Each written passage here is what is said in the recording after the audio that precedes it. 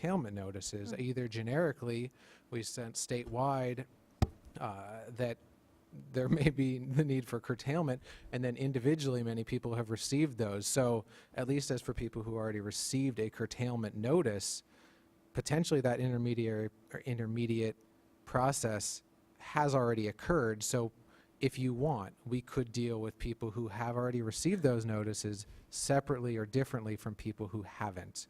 If you're asking for some sort of notice different than putting all our information on the website and specifying all the information we're relying on in the curtailment order. Well, I have a suggestion on that.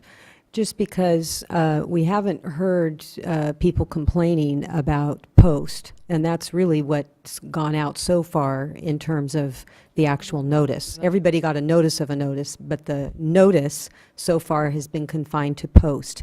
And the only complaints that I've heard are the ones that I mentioned earlier, and that is, why would someone investigate an individual that's filed the response to the notice? So my sense is that whatever you have so far seems to be good enough. I would suggest prioritizing the investigations on the post with respect to, you know, what I said earlier, people that haven't filed. And then on pre, we've got a lot more work to do, and that ought to be the focus with respect to this more robust information, a more transparent process, and stakeholder involvement. There are, you know, some really bright modelers that are out there. Mr. Van Camp, I think that, you know, you had some good suggestions. I would just like to see very targeted discussions with those that know the watersheds and have access to information and analysis that maybe we all don't have at this point. I have... Go ahead. I have a list of questions too, but you should go first. Well, You may cover them. I think what I keep getting back to is really what are we doing, and what are we doing, what are we responding to? And I appreciate the chair's constant reminder that you know, we're here to protect senior water rights, but you keep hearing from the witnesses that there aren't any senior water rights holders complaining.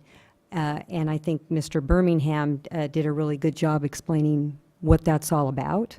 You know, if we take an action to protect stored water in the Delta, you can bet on it that we're going to hear from senior water rights holders in the Delta saying, I'm riparian, somebody upstream has pre-1914 and I'm complaining now. So I don't know the best way to handle this. That's why I was asking, what other tools do we have in the toolbox? Is there a way that we could move forward on the area where it does seem pretty clear that there are some issues, although we don't know necessarily how to resolve them? What is the hydrology in the Delta? How much water is available? Gosh, I can't remember the name of the witness, but one of the witnesses said that this is a big policy issue, and it really is something that the board should grapple with. And I really am I'm open to that. I'd like to hear more about what staff thinks. Is it too big to grapple with now? If not, I'd feel better if the board grappled with it, because we are talking about some big issues that have been around for quite some time. And if we do move forward in that regard, it seems that sort of a 1-2 process, it would create sort of a scenario where the seniors are coming in begging us to please curtail. Although at that point we're probably going to run out of time anyway, so this may be a theoretical discussion. That's why it's hard. Yeah, but beyond that, you know, if we are going to move forward in the construct that's been presented, I'm comfortable with what other members have outlined as far as a more transparent process. I guess one area that I'm trying to kind of sort through some of the areas that seem immediately important and those that we may be able to set aside and work on over time. And part of that parsing, in my mind, is how connected the watershed or the stream or the river is to the delta system, to the state project, to the federal project, and the delta. And we heard from folks in Alexander Valley. We heard from some folks in with the Tuolumne and San Francisco PUC, and the San Joaquin folks said that while they're connected to the delta, they're not part of the or at least they're not as direct a part of the state project system. And so that I would be interested to see if you think, I mean, right now we're considering this kind of for everyone, and I'm thinking that's too big.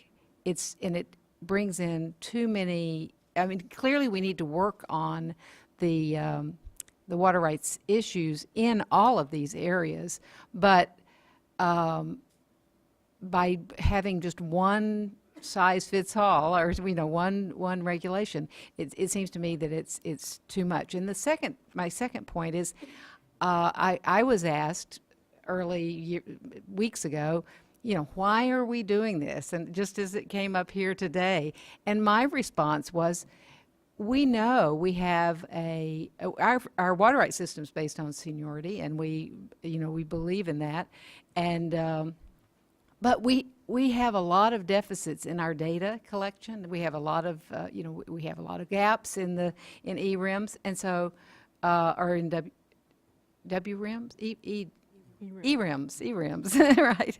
And so I see all of these processes as heading toward a much more robust water rights system, so that we actually know more. Everyone knows more about what's going on and is more comfortable with the system. It's not hidden.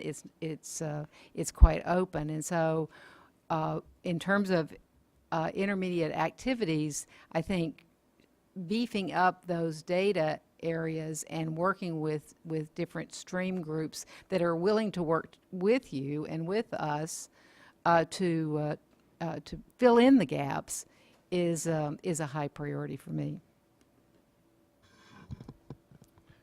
Yeah. So I appreciate everybody's input and strong feelings and great knowledge on this issue.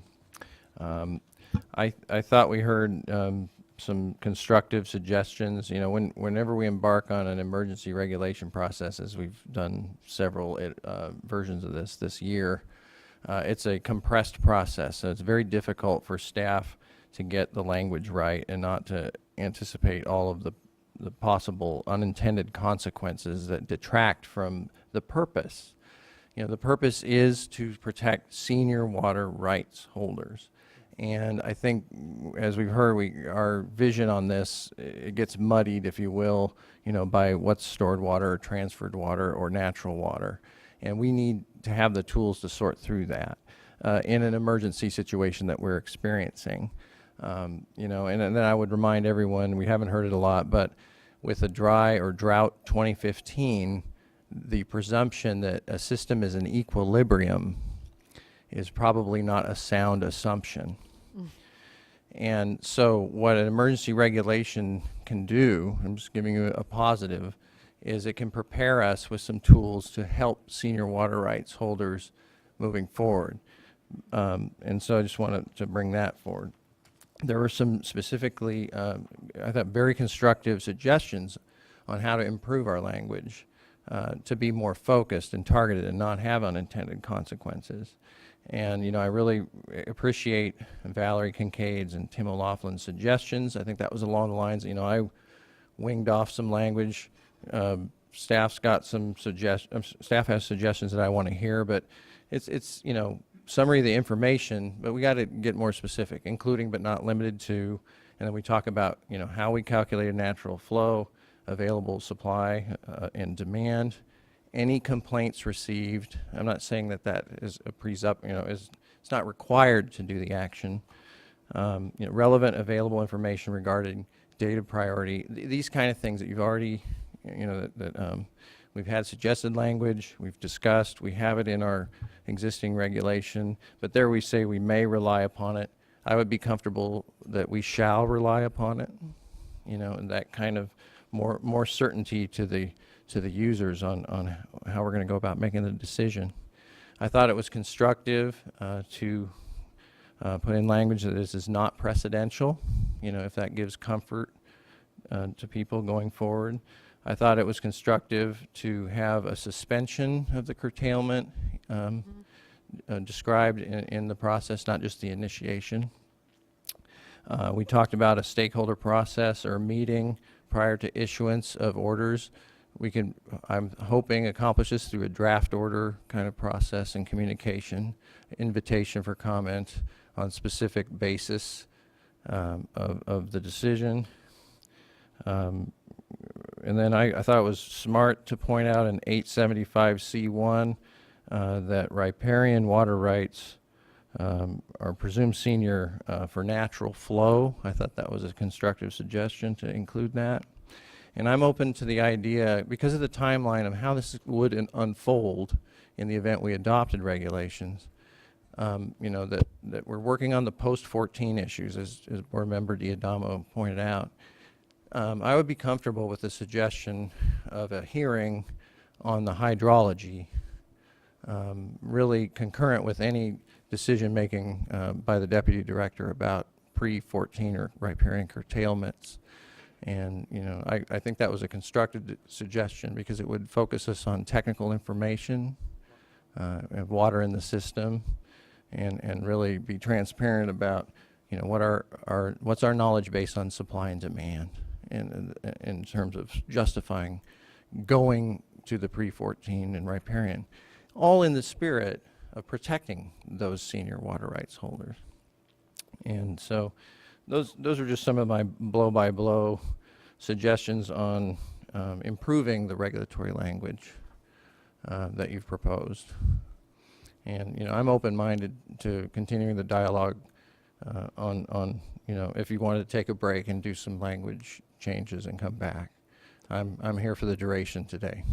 If I may have just a clarification, because I think we've captured most of what you had mentioned, but when you say that you're comfortable with a hearing on the hydrology, a hearing kind of referring an evidentiary hearing, perhaps a workshop, because I fear if we go down the path of a hearing, an evidentiary hearing, then we're not going to necessarily get any answers from it. So, Yeah, and this, you know, just as a collective group working together, you know, to be real time in terms of the drought unfolding as an emergency, that's the spirit of that type of vetting of the information. So I really respect due process, but we're trying to, you know, to reconcile the due process requirements with an unfolding emergency in our state. So I'm comfortable with what you suggest. Oh, since it's almost 6 o'clock, I'll try to keep this short, but I'm actually going to say something that I'm going to talk about something that I very rarely talk about. And this is going to come as a shock coming from an engineer, but I want to talk about feelings. I mentioned earlier, hours ago, that I had some great meetings on this topic before today, leading up to today, and I had some not so good meetings. And one of those not so good meetings was with someone I've known for 10 years plus, someone who I've worked with, have had a very good, productive working relationship with, and someone who actually, outside of our professional interactions, I consider a really good friend. And yet, on this particular issue, you know, the question came up again that we keep hearing, well, why are you doing this? Why are you doing this? And my answer, like the answer that we all have been saying, is to protect senior water rights and preserve their water priority system. And the response I got from this friend, this person I've known for 10 years, was, well, sure, that's what it says on paper. And it boils down to something that we've heard today from Ms. Zalezi and others, a matter of trust. And that is without, I mean, there is very little, if any, trust in terms of our motives, in in terms of the process that we are planning on using. And certainly a lot of that we can address by providing more transparency, more clarity in the process, potential notices and better improved communication. But it still boils down to that critical issue of trust. And I think without it, we're not going to get the results that we all want. And it'll be a fight in the courts, it'll be the fight everywhere. And ultimately, we all want the same thing. It's just a matter of how we get there. And after listening to all this today and experiencing the various meetings, I don't know that we can get there without that level of trust. And so actually before this meeting, I talked to probably the only other friend I currently have in the ag community. And I asked the question, because we were talking about, he was telling me that, and I agree, that growers and water users are very innovative. They're experienced. They know, how to get solutions on the ground and get things to work. And so they should have that, that opportunity to do so. And I pointed out, well, the draft regulation has this provision for alternative water sharing agreements. So what's the difference between, what you're suggesting, which is we don't proceed and let people, attempt to come together and work out a solution, versus the proposed regulations with a carve-out for alternative water sharing agreement? And his answer was, it's an issue of trust. And, it reminds me of, what's that old saying? The only way to obtain trust is to give trust.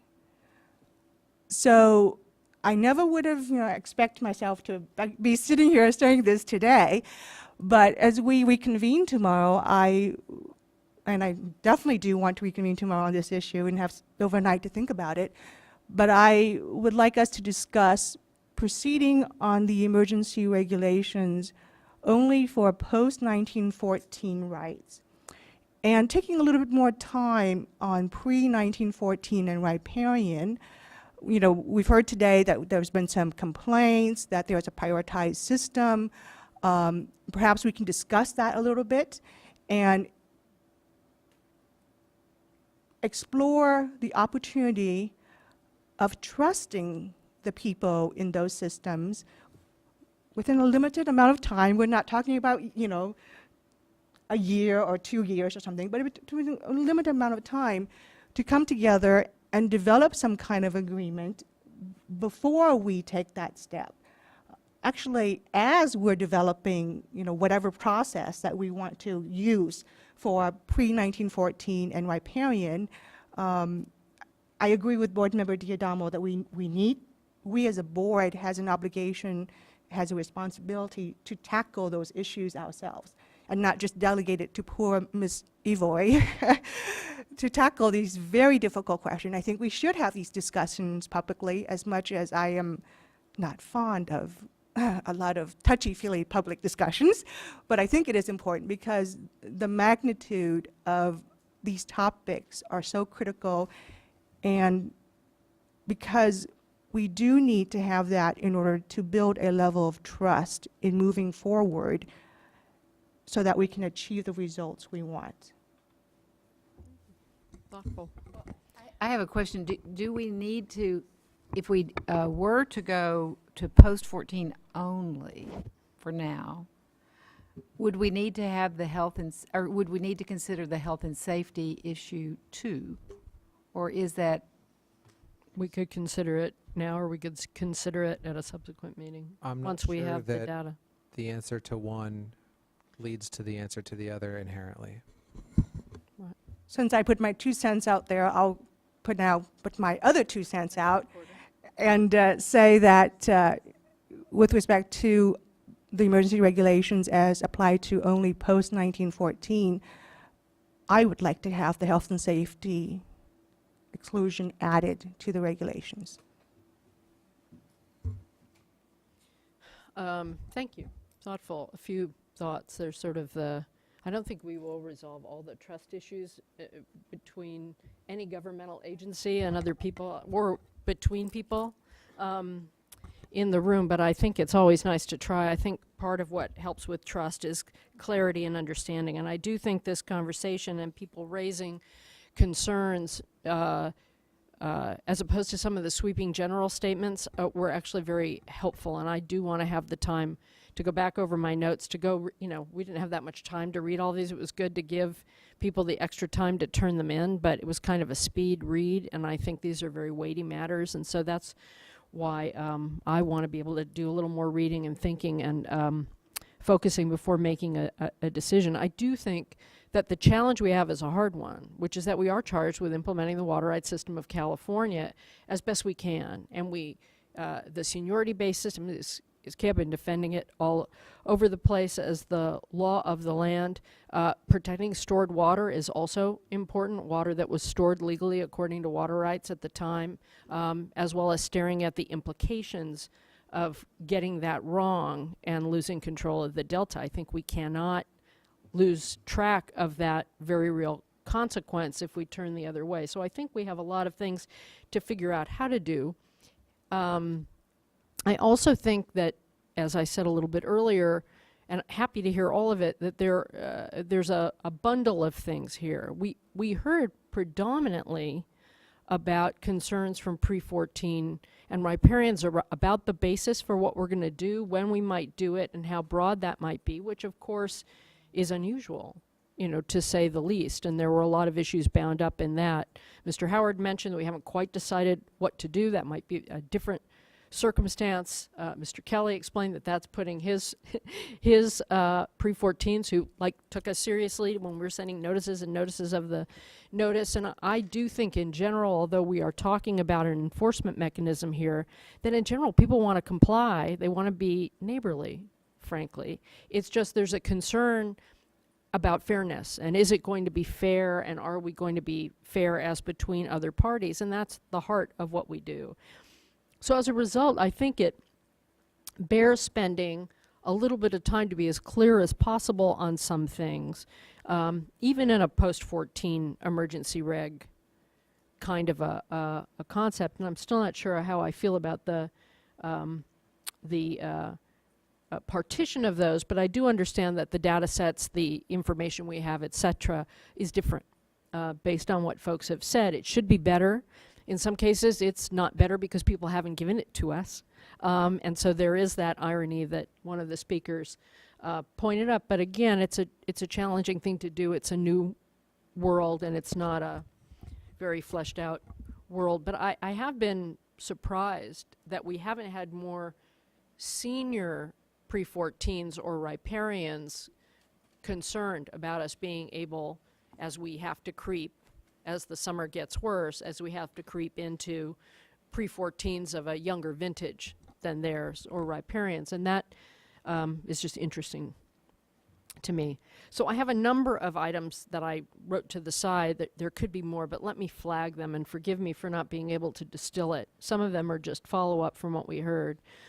One thing that does not have to do with water rights per se, but which came up early in the public comment, is we do need to do a follow-up meeting, I think, between the Bureau and the Regional Water Authority members in Sacramento. I think looking at Folsom, and having been out there a couple of weeks ago and looking at what it looked like, which was terrible, but was better than it was in January, but is probably what it's going to look like again. I do think when you're talking about drinking water and use, we've got to keep our eye on that ball. And although things look like they're on track, I think just having that meeting would be important, just to talk it through. The Russian River issues that were raised earlier today, there needs to be some follow-up. That I see as an issue of what are we curtailing and what's the connection. I know there's probably a lot going on there. I know many of you have spent a lot of time in the Russian River. And this particular issue, I don't know that the issue is curtailments or a method of curtailment so much as a question of why and how it works. And so I'd like to hear by tomorrow that you've either had the conversations or have it explained a little bit. We couldn't spend full time on it because we have a room full of people here, but that's one I'd like to understand better.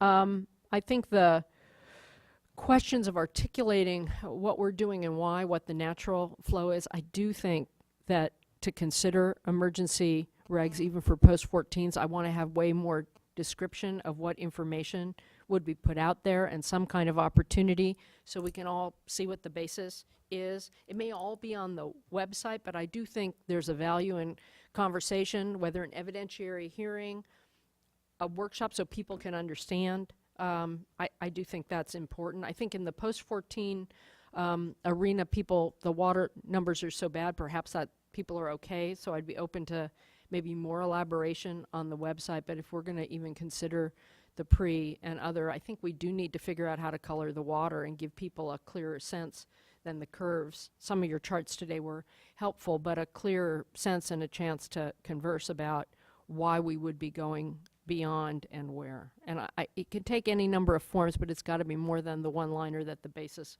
will be there, because I wouldn't have any faith in it unless I could just see it in concrete terms that I could understand. So there are many ways for there to be more, and I want you to think about those overnight. It's probably the most important thing. And then how to deal with the process point so that it doesn't, in our sincere desire to be able to implement the water rights seniority system in a timely manner, we're not creating another monster of process or dissension that's going to distract from what we're actually trying to do. And I'd like you, I know you've all worked really hard, I'd like you to sleep on that and think about it, because I'm not sure where I come out on it. I understand the intention. I think it's a really a good intention, but it may be a bridge too far this season. I'm not sure. I'm open to it, but I do want more thought than we have heard so far on that. The issue of suspension and how to deal with it, I'm not sure. Maybe September 30th works. It doesn't work that well for me. It's something clear, again, in plain English about if it starts to rain, it'll lift. And we've talked about doing it by computer very quickly. And how do we answer that it starts raining on Friday night question, and people don't want to violate a curtailment notice? We should think it through and come up with comfort language that kind of makes some sense. And you could do it any number of ways. I do think that's important. I know we talked about having a website that would immediately tell you when it was lifted so we could do it in real time, which I think is great, but it may well be that the language we have here doesn't give people the kind of comfort they need, that they understand the mechanism and how it might work, and maybe there's a better mechanism. That's said in a number of different ways. Think about ways to give some more comfort on the petition for review. I mean, I don't think your intention is to create, there aren't going to be 15,000 of them, but to create a zillion of them. What we're trying to figure out is how to make this process work faster, not how to eliminate someone's chance to question why they're being curtailed if there's legitimate questions. So the first thing is to give them the information on which they wouldn't bother questioning, which was the first thing. And the second would be how to look at that process a little bit more, even for the post-14s, if that's all we do, to give them a little more comfort. Because I understand the intention, but we went around in circles a little bit today, and that doesn't give as much confidence as we need to give people, that we really intend to hear from people if they think there's a mistake. And want to think about this sort of Damocles, I don't want to call it a reign of terror, but the sort of Damocles in which way that cuts in between the two. The unintended consequences of making it easier for us may create unintended consequences for other people, and a number of people raise that in terms of funding, and I'm still not sure the difference between what we were proposing and the current system in terms of putting them in that position. I also think having a more thoughtful conversation about what we might really do on the pre-14s is going to help with that, because we have a room full of people concerned about pre-14. It was a riparian 875C1 question. What was that?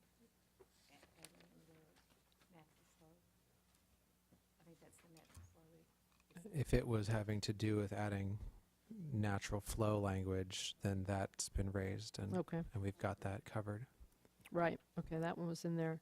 Transparency, we talked about. Health and safety, again, I'm surprised we haven't heard more about health and safety. I think a piece of that may be that it's very uncomfortable to come up and say, too bad, tough luck, they're their problem. Somebody else try and get, that's hard for someone to say. So I appreciate the people who are stating their view of water rights. I think we need to consider the concerns that the gentleman from Capistrano talked about to make sure our language works, or whether we're trying to do too much in an emergency reg on things like tiered pricing and the right, which we all think it is helpful. But I do think that we should be thinking about that, and I would like us to come back and consider that when we have a little more of the data that comes back from your further questioning. And I think we need to really look at how to limit it. I think this issue of recreational cabins, I understand people's concern. I'm a little concerned that that may be a bridge too far. If we're talking about real emergency, we're talking about an exception to water rights. So I'd like you guys to think about that. We had that from a number of colleagues. One place where I think the emergency regulation is particularly important, and that includes in the pre-14 context, and I'd like people to think about this as well, is in the reporting requirement. Because we're trying to manage through a drought, so we kind of need to know what's going on. That there's an emergency in trying to figure out how to protect senior water rights, and if we're stuck in a pickle where we don't have great info and people haven't given us the info they could give us, there's a circularity to that that doesn't seem to me fair in the broader public policy scope. And so one of the benefits of the emergency curtailment is people have to tell us what they're doing in a way that's different from the current system. So I'd like you to think about that as well. There were issues, of course, of energy and other specific issues that came up that I think hopefully I have more in my notes, and hopefully you all have kept a list of the follow-ups. But those are the kinds of things I'd like you to think about, ways to get the transparency out there throughout it without tying yourselves in knots, and really thinking about what's a way that we do this where we're implementing our responsibilities, thinking also about the stored water protection, which is the reality we have to deal with in terms of the consequences of getting that wrong. And the question of these larger battles over the delta fall into all of those as we color the water and call the question. But I don't think we have to figure out what it is we need to do in this drought emergency to fulfill our responsibilities, short of having to resolve every conflict that every set of water users has had for the last 2 or 3 decades. We can aspire to resolve far more of them than we have in the past, but we're not going to resolve all of them this summer. And so there's a judgment call to be made. And for people to say we have to resolve every one of those questions before we can act, I think is not being responsible to the people that we all care about and serve. So that's my list. So let's think process. I'm looking to you all in terms of timing. We do have agenda items as well tomorrow, and people who are coming in, staff needs time to think about it. They're not going to think clearly if they're working all night.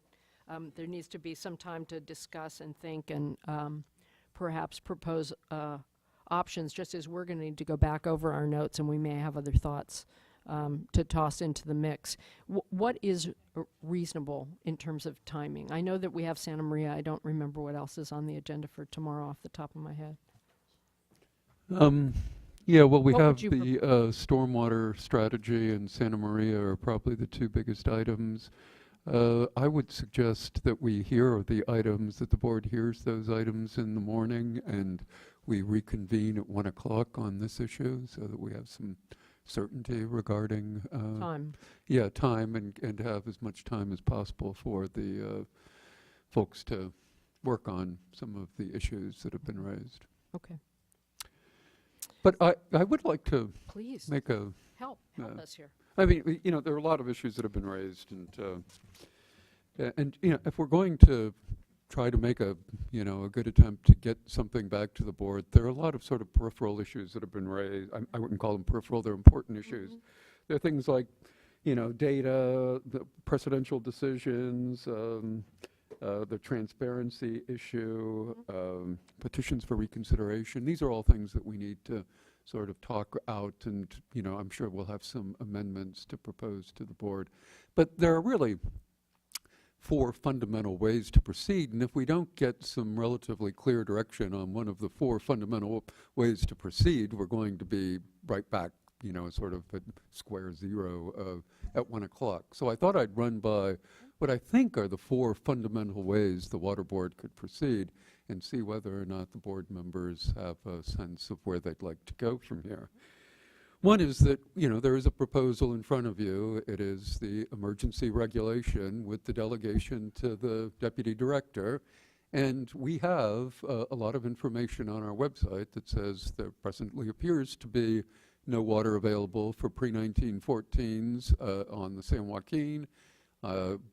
Limited water for riparians, and certainly a lot of problems on pre-1914 on the SAC side, but water available for riparians on the SAC side. That's the general gist of where we are right now with the regulation, and what our information shows is the potentials for curtailment. So we could go forward with that. That would be an alternative for the water board, in general, not the specific. A second approach would be to move forward with the regulation somewhat as drafted, but direct staff to, instead of a general curtailment throughout the watershed, to try to focus on areas where we have complaints, perhaps to watch the overall storage in the system and see whether or not there's potential for some severe calamities moving later into this year, and then make decisions based on looking at that kind of information. It would be what I would call the existing proposal, but much more targeted, where the water board would give us some direction about what we should be looking at for our targets. And so we would not be pursuing sort of this very generic, broad curtailment, at least right now. The third is the suggestion that board member Doduk suggested, which was that we limit the regs to post-1914. That doesn't stop us from perhaps doing curtailments for pre-1914s and riparians, but we would use the usual process, the existing process for doing that. We would do sort of what I said in the previous alternative, but the regs wouldn't be extended to them, and we would have to go through the more laborious process, and we could either target or do it somewhat broadly, but probably more targeted, but limit the regs themselves to post-1914 appropriators, and then targeted curtailments based on critical needs that we see that are very compelling. And the last is that we don't adopt the regs at all. We stick to the existing process, and we can, start trying to decide where the highest priorities are, and just do curtailments based on those general. There are those four general alternatives, and then overlay on that is this question of, should we be putting health and safety exemption of some kind in, even if we limit it or try to see if we can narrow it to as limited an exemption as possible. So those are four alternatives with the health and safety overlay, and I ask if there's any general direction the board would like to suggest to us as we try to get a final or something together for tomorrow. Thank you, Tom. I support the going for the post-14s with health and safety. I think I'm already on record as supporting that, so. On that point, I'm just a little concerned about staff resources. If, as time goes on and this emergency unfolds, as you already point out, there are some watersheds where pre-14, there's not enough available water to satisfy pre-14 rights. And so are we setting ourselves up then to having staff coming back to us to amend the emergency regulations, or to solve problems for senior water rights holders in the coming months by limiting to post-14 when we've already got a process underway to deal with post-14? May I sort of jump in on that one? And I think that goes into my discourse on trust. And it is, if we are, through the information we currently have, already know that there are problem areas, with respect to your option 2, where you would narrowly focus your activities, then we should share that information with the water users in those in those areas, and essentially let them know that this is an area of concern for us, that I mean, if the board proceed with option 3, that they're not part of the emergency regulations yet, but I believe the board has the option of revisiting these regulations or bringing the pre-14 riparian component back to the board, say within a month or so, given, No? See, okay, and this So- is where, see, I'm leaning more toward the option 2. okay, For practical purposes. But if you remember my comments earlier, I said that I think we should implement it in phases if we go that direction, so that we would have more transparency and have a workshop, as I was talking with Mr. Grober, about what basis for curtailments would be used. So prior to issuing any curtailment orders under these regulations to pre-14 or riparian, really putting the burden on us to vet the information publicly in a workshop format, as some have suggested, a hydrology workshop. So it's sort of a compromise. I'm not for the option 1 of a general curtailment all over the state, even though there's this expeditious argument for that. I think targeted is the way to go, because we aren't facing imminent calamity everywhere at this point. But I'm concerned, that the post-14 strategy that's being proposed, and I respect, is a symbolic gesture, because we already have a post-14 curtailment process underway. I want an honest reaction to that.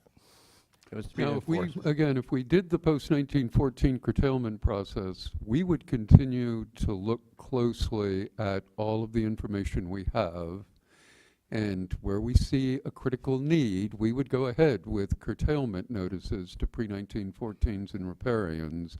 We wouldn't have the benefit of the regulation to expedite the process of ensuring compliance, but there would be the normal process. And of course, if we notify people that there isn't water available under their priority, we expect them to comply with that, Right. even if there is not an emergency regulation for us to point to. Right. So the issue that's crucial for me is, the projects came in early this morning and talked about the need, and so did some of the exporters. And also, we've been working hard on transfers, and some of that transfer water is not protected. So could you outline 2 versus 3 with respect to the ability to address those delta issues, protecting stored water, transfers? I think I understand it, but I'd rather hear it from you. Well, it really gets to the question of the expedited enforcement more than anything else, because, if we did 3 and we sent out and said there were problems with, water availability in the Delta, and we expected people to curtail, we would expect people to curtail.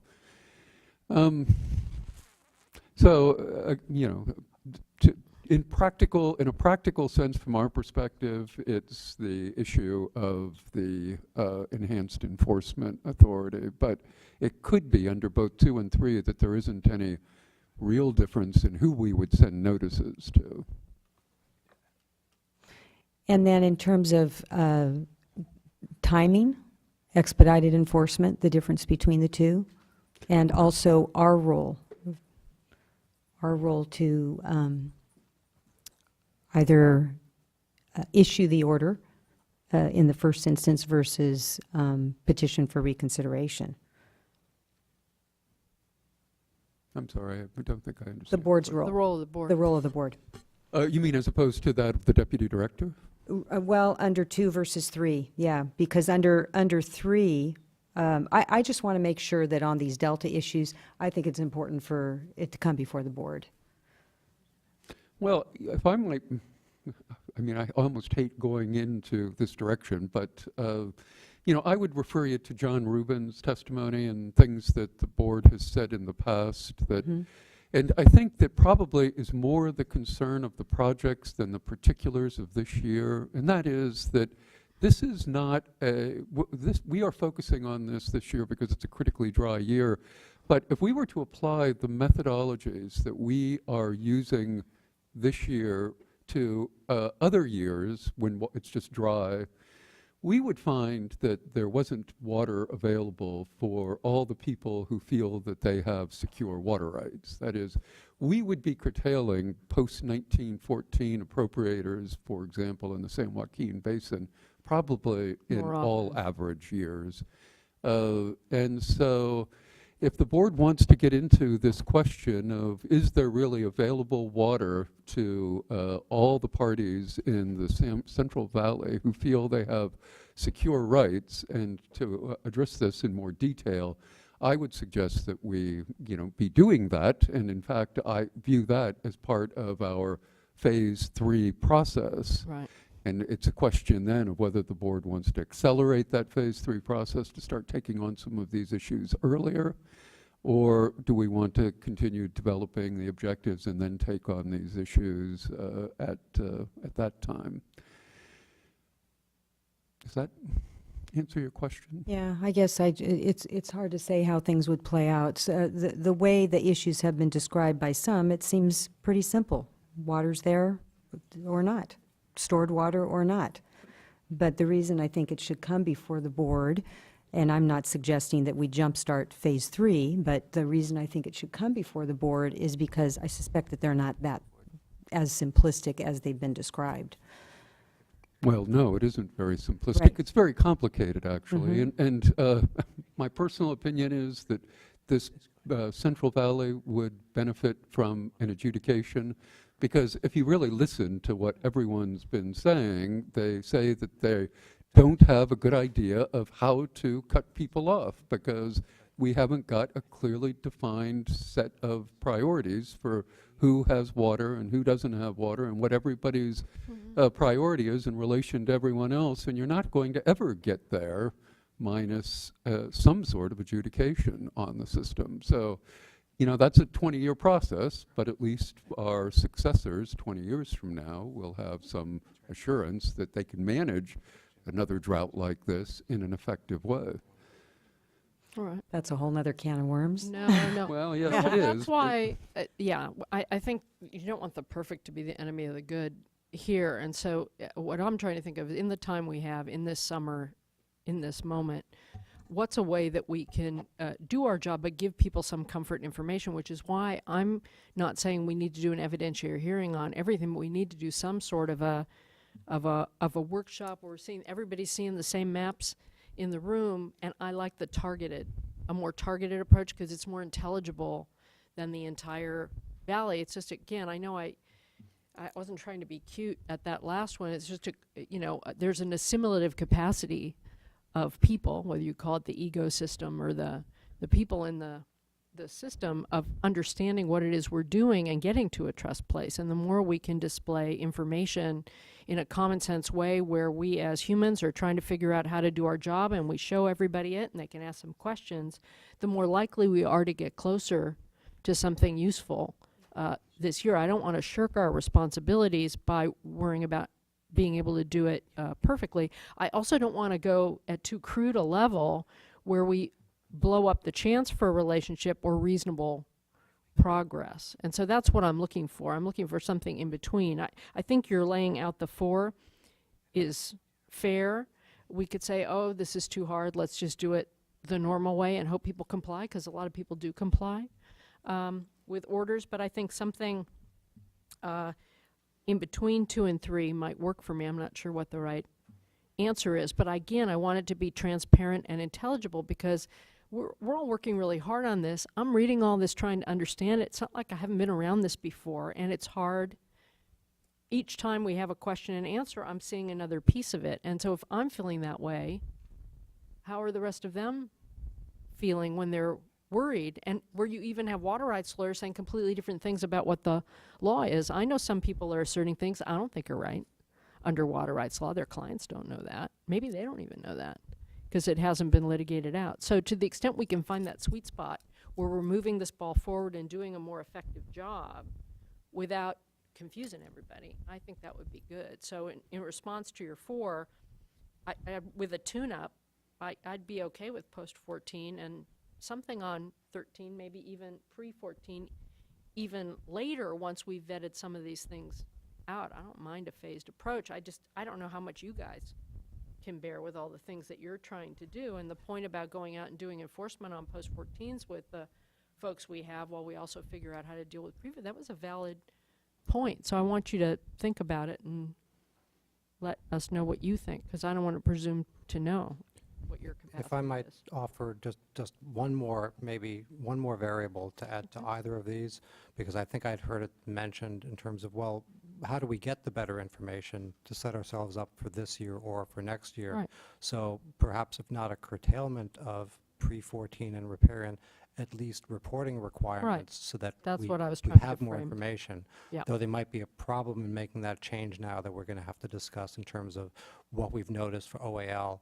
But it's something we'll think about if it's of interest and how we would do that and when we could adopt that, if it would require a few extra days. Right. But we'll bring that back to you Because we're going to be tomorrow as well. around. We're not going anywhere. Oh, We're not going anywhere. Good. That's a very good point. And then again, on health and safety, I'd like to know a little bit more so that we have it concrete and make sure that we've really tailored it very, very closely. I understand people's concern about it, whether it's the camel's nose under the tent or whatever their concern is. I think it has to be very narrowly tailored because California water rights are really harsh. I'm just not sure I want to be so harsh that we're saying tough luck to people who really don't have any other options. I had one thing that I just No, keep go ahead. snagging at That's me. what we're just- I meant to bring it up Long day. earlier.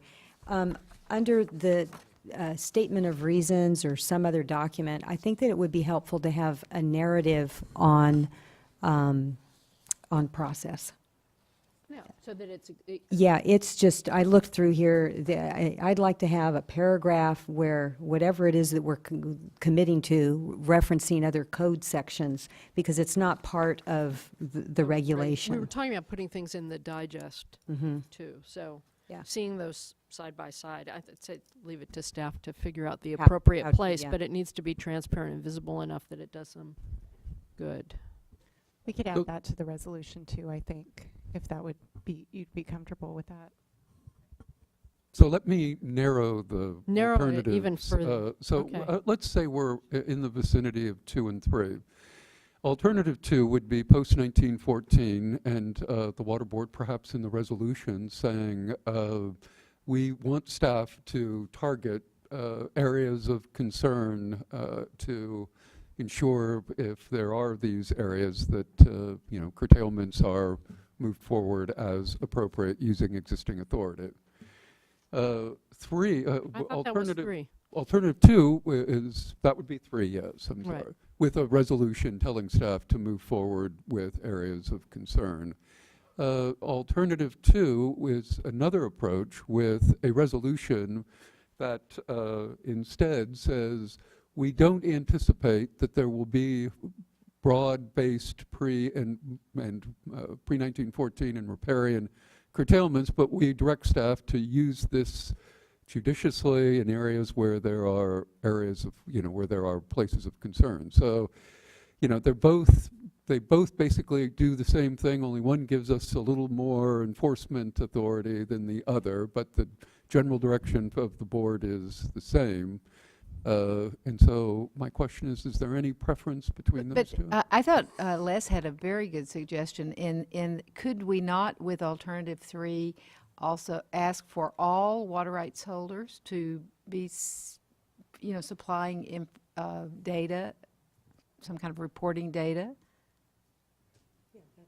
So that we can start to fill in these gaps? I mean, we've got problems now in certain areas. We'll probably have those in others in the future. So It's just an interesting I like question that. because it's not really fair for someone to point to a gap and say, there's a gap in this information, but they were the ones who were supposed to give the information. I understand. I guess one thing I'd raise is that, we are using information that they've already provided us under penalty of perjury, and that's what's in our this is system a right reminder. now. And so I guess we could send something, well, we really mean it under penalty of perjury. We want you to provide Well, that's a fair point. more information. But, certainly we need to be working to improve the data we have. But with respect to how we move forward in this year, it only seems to me, this is July 1. And basically, the irrigation season is over 8 weeks from now. And so, you know, the board, we pretty much have to decide what we're going to do in the next, you know, I mean, my opinion is it'd be great if we could decide in these 2 days so that everyone knows how it's going to shake out for the next 8 weeks.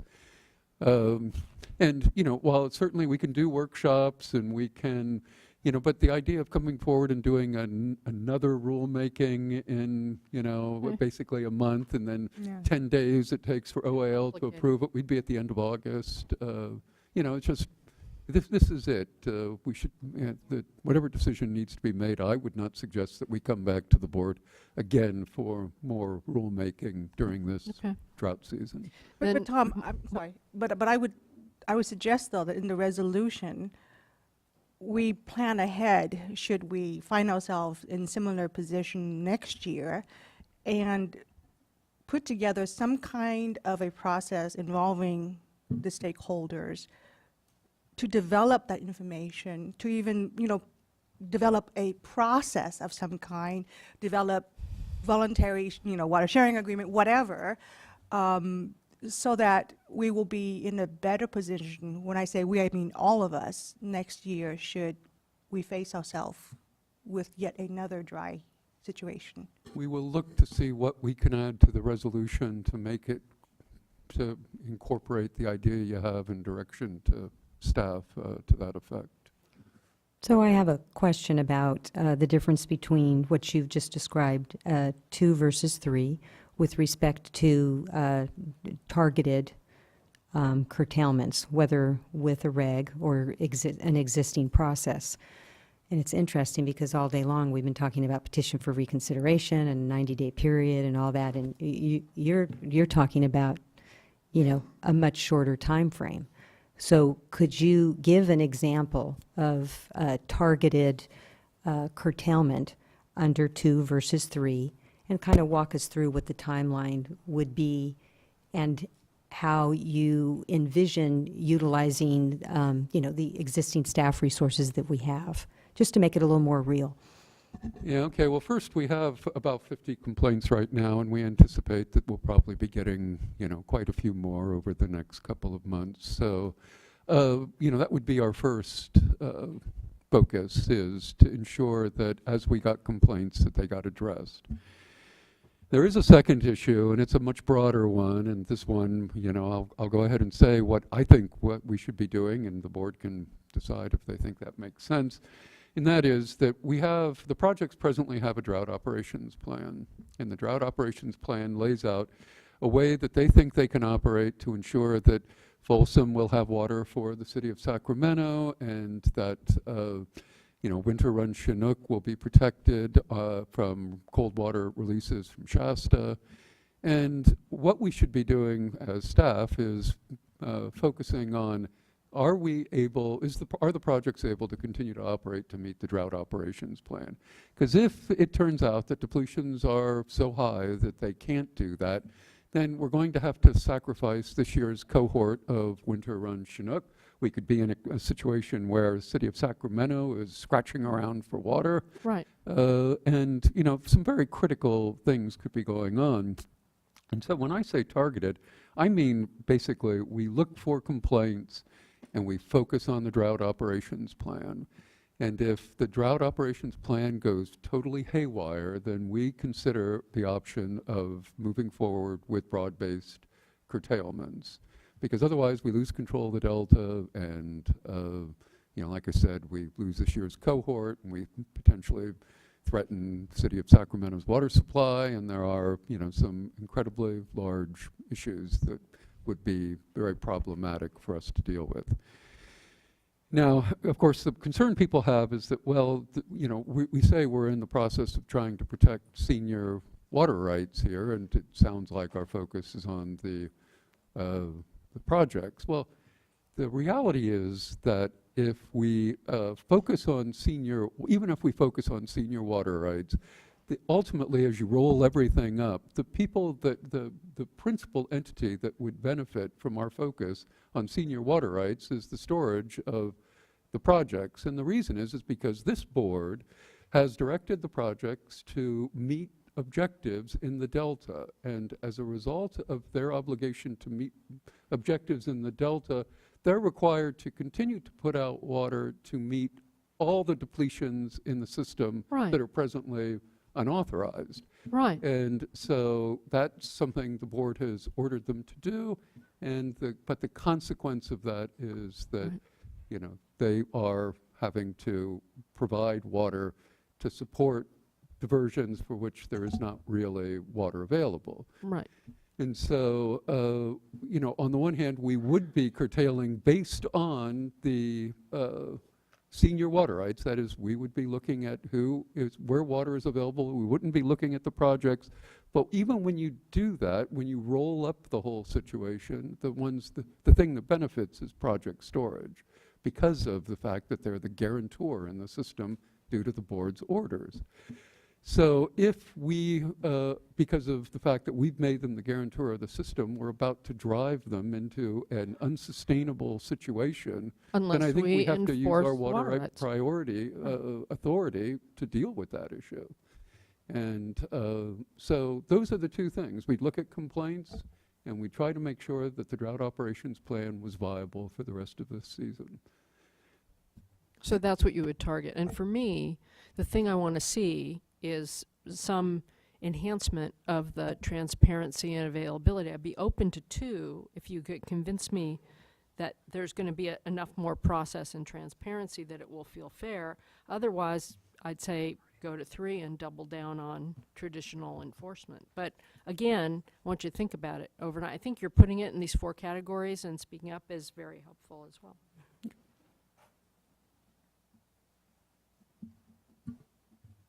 Anything further? No, we'll see you earlier, All right. but we'll resume on this issue at 1 o'clock tomorrow. We'll reconvene at 9 for the rest of our hearing. Thank you. Is vector?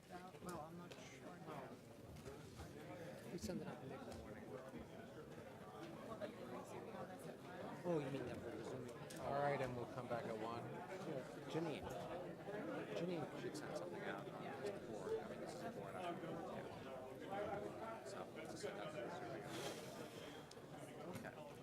So now we get to